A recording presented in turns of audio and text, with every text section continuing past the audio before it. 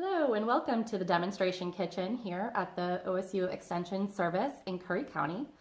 My name is Margie House and I am an outreach program coordinator for the Family Community Health Master Food Preserver program in Oregon.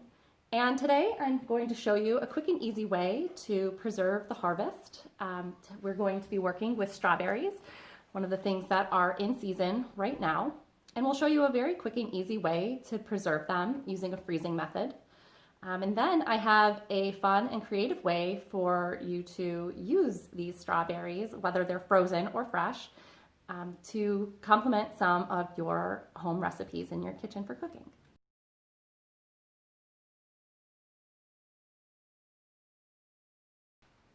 To get started, all you need are a couple really simple kitchen tools. I have here a cutting board, a very small paring knife for hulling our strawberries, a discarding bowl, a colander for rinsing and washing off our berries. And I'm going to be showing you a way that when you freeze your berries, they don't all clump together. We'll use a sheet pan to kind of flash freeze them.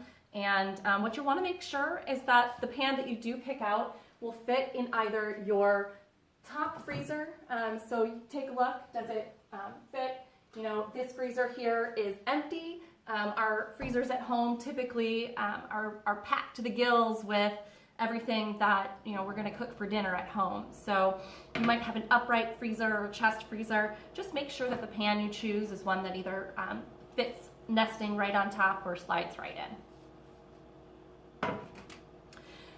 So we've got all of our tools. Before I started this video, I went ahead and I cleaned and I sanitized everything.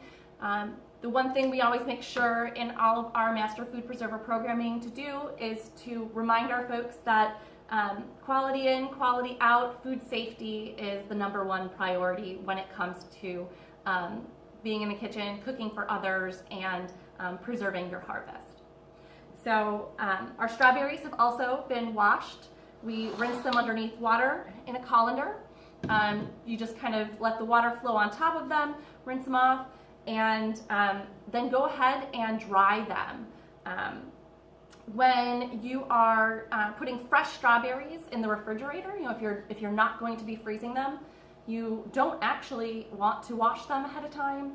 Water that sits on the fruit will make them not last as long. They'll produce mold and hold the moisture on the berries. When we're thinking about freezing, the moisture that is held on them will make them clump together or create crystalline when we're using the sheet pan method. So we've got our cleaned berries, we have our cleaned surfaces, we've washed our hands, 20 seconds soap and water, and now we're ready to go. So hulling strawberries is the act of just taking off the green tops. I've made the mistake in the past of quickly just trying to freeze things in bags and forgot to take those green tops off. That's not going to really do you much good when you're defrosting them and realize that you've got to cut up all of these really juicy berries that you missed a step in the process. So we'll go ahead and pare these off. One of the things that I also didn't mention that we'll need here is a container to be freezing in. So after these are done, we're going to be placing them on these pans. And then, like I said, we're putting them in the freezer to individually freeze. When we package them up, they'll go into a freezer bag or a hard container, a food-safe hard container in the freezer. They'll last for up to a year, best within 6 months. Keeping in mind that after you've rinsed and washed your fruit, you really do want to dry it off. I like to lay out a towel on my countertop, put the berries on, and just sort of either let them sit for a little bit or dab them off with another dry, clean towel. That allows the moisture from the berries to be removed before they're frozen so that you don't get any crystallization on the outside of the berries. It also helps in case they are touching one another or if you aren't using the sheet pan method, so it doesn't just really become one big ball of fruit in your freezer. You come back to them weeks or months later in those bags. You can be taken out individually. I personally like to use my strawberries that I freeze for things like smoothies or for defrosting and making into jams and jellies later on in the year. When strawberries are coming on and other berries throughout the summer, it's a little too warm for me to get out in my kitchen and boil down my my fruit and boil those jars, and it just really steams up my kitchen. So I like to wait until later in the year, and freezing is a great way to preserve that freshness and that bright flavor of your berries. We leave the sheet pan in the freezer. I like to do it overnight to really seal that freezing action. When they're done the next day or several hours later, you can check on them. You'll take them out.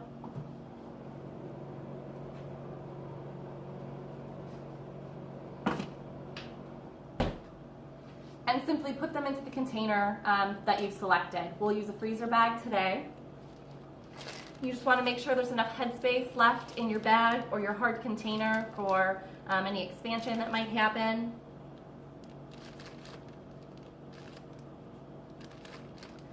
And when you're doing your freezer bags, make sure you get that air out of there as well. That'll reduce any instances of freezer burn or crystallization from any moisture left on the berries. So I use a technique where I roll the bag and push that air out, seal it up, and then you just stick them in your freezer. Your frozen berries can be used year-round in recipes, things like pies and cobblers. You can use them in smoothies. You can make other mixed beverages with them. They're a great way to really enjoy that taste of summer, that hard work that you put into your garden throughout the year.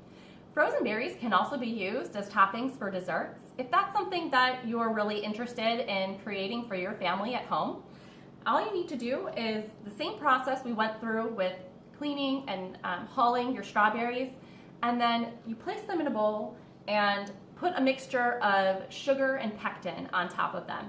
Mix that around and let them sit out until the crystals from the sugar have all dissolved on your berries, and place them in that Ziploc or hard-shelled container into your freezer. When you go to defrost them, they'll be more vibrant in color, they'll retain a little bit more of their firmness, and they'll have that really nice, delicious, beautiful syrup for things like ice cream. You can put it on top of pancakes and waffles as well, and it's just a nice little treat that you can easily create in your home freezer. The next thing I'm going to show you is a fun and creative way to use your berries in a way that perhaps you might not have thought of in the past. We're going to make a flavored vinegar using just a standard white vinegar and some strawberries. These flavored vinegars can be used on things like salads, making dressings, or using a marinade for meats and fish. Really depends on the flavor complex that you've built in your vinegar, your flavored vinegar. But they're quick, they're easy, and they allow for a little creativity in the kitchen. When we're preserving our food, we like to tell you not to really do any variations to your recipes, and that's for very important food safety reasons.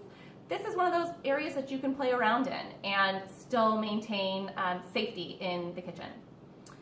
So what you need to start is a food-safe container. Glass jars are really nice. They allow you to see the beautiful colors that come when you're steeping your fruits in the vinegar. And to do so, all you need to do is take some of those cut strawberries. They can be frozen at the time, or they can be fresh. You want to fill up your jar with about 2 cups of berries. And then on top of that, you'll pour your vinegar. Now I'm using a white distilled vinegar today. You can really play around with your flavor complex by trying different vinegars. Balsamic is one of my favorites to jazz up. I actually brought with me today a flavored vinegar that I have in my kitchen at home that I actually paid to have someone else create for me. This is a raspberry balsamic.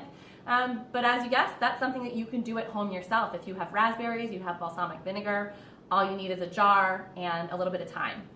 So we're gonna fill this jar up with our berries. Like I said, 2 cups of berries to 1 cup of vinegar, and just simply pour the vinegar on top of your strawberries. You can already see that this creates a really beautiful image. You know, you sit that on your countertop and you see the beautiful fruit floating around in there. After a couple of weeks, this will start to take on some of those colors and turn a nice light pink.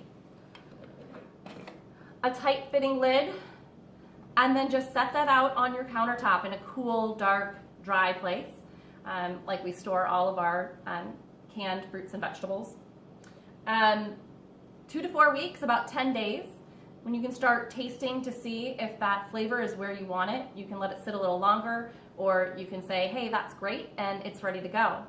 So at that point, you would just take a colander, or depending on what other flavors that you've added to this, maybe use like a cheesecloth for anything smaller.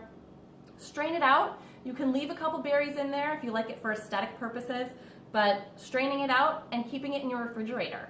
This will be great for about 6 months. At that point, you know, if it looks good and you don't see any signs of spoilage, it's still good to use for an extent of time after that as well. But we like to tell you that 6 months is about the peak freshness for the quality of this product. Both your fresh and frozen berries can be preserved in a variety of other ways, and the OSU Master Food Preserver Program has a plethora of publications out there for you to do so safely at home. We'll make sure that you get links and resources to this information so that you can use the latest research-based information and USDA approved recipes and methodology for safely preserving your harvest at home.